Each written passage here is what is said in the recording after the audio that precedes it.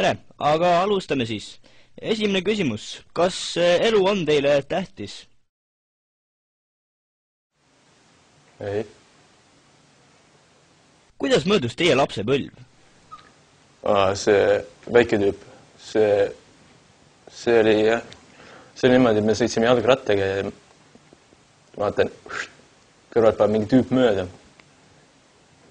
Sõidan kiiresti järgi nagu vaatasin, et on see mu laps või? Ei, see oli mu lapse põlv, see oli kodarate vahele jäänud. Millal te ennast viimati pesite? Ma võiks öelda, et 6 korda 6, 36 jagada 4-ga ei ole 1.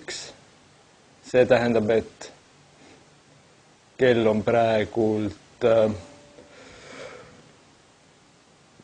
5:30, mitte 6 korda 6. Ma tahtsin öelda, et kell 3.